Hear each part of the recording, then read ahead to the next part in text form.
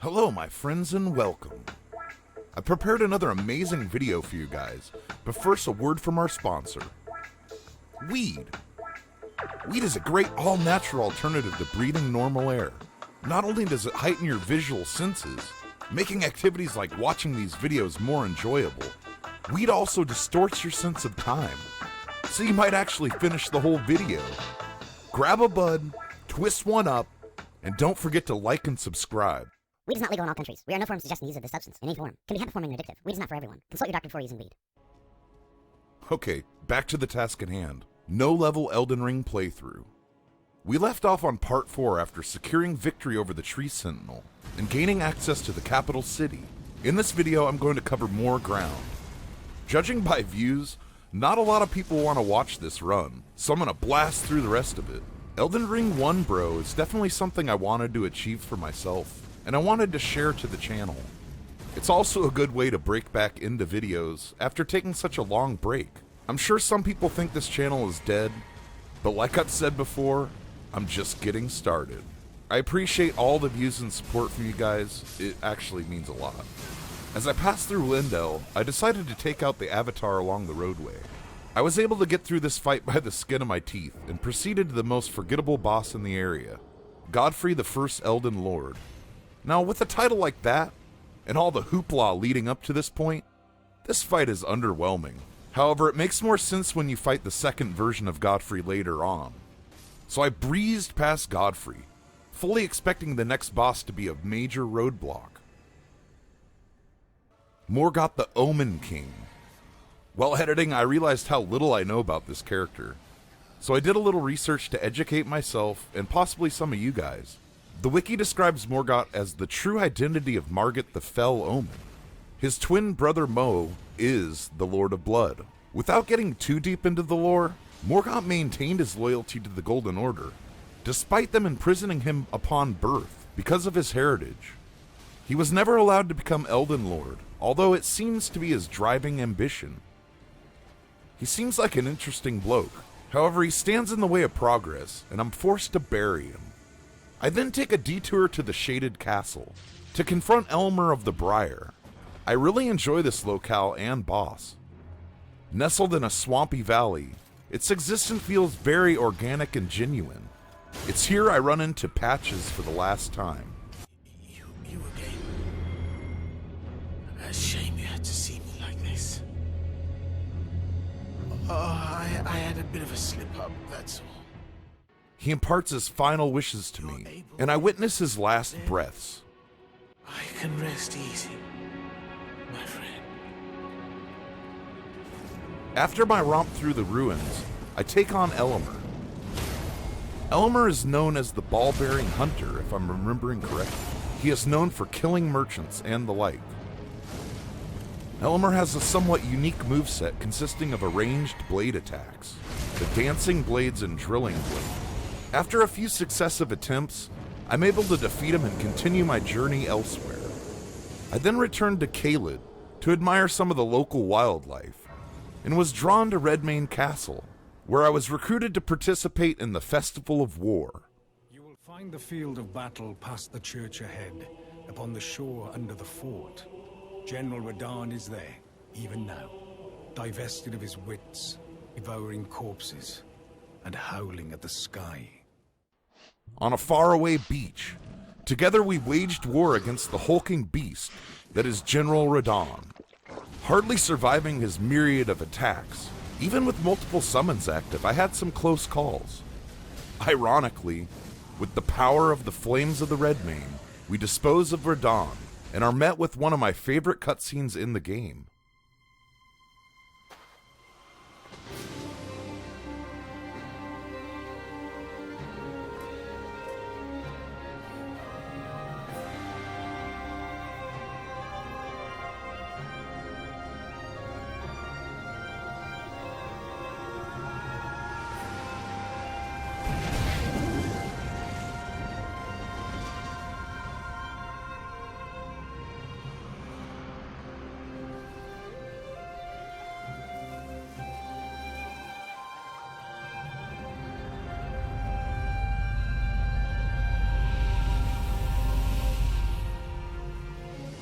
On this note, I decided to do some of the optional bosses and mini-bosses in the area.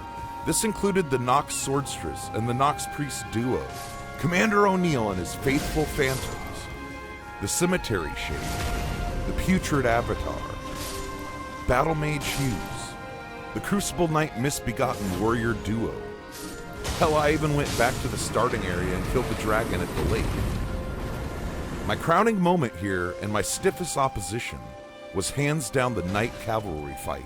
The sheer volume of deaths to this guy is demoralizing. I threw myself at the Cloaked Rider over and over and over until finally I'm able to survive his onslaught and claim the Bloodhound step. I'll let the entire battle play out so you can see how ridiculous it is for yourselves. A good deal of the battle is spent dodging his jumping attack.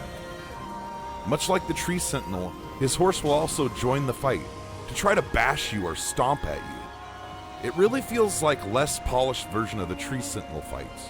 I know there are methods of luring him over the bridge or taking him outside the render area, but I decided to slog through this fight fair and square.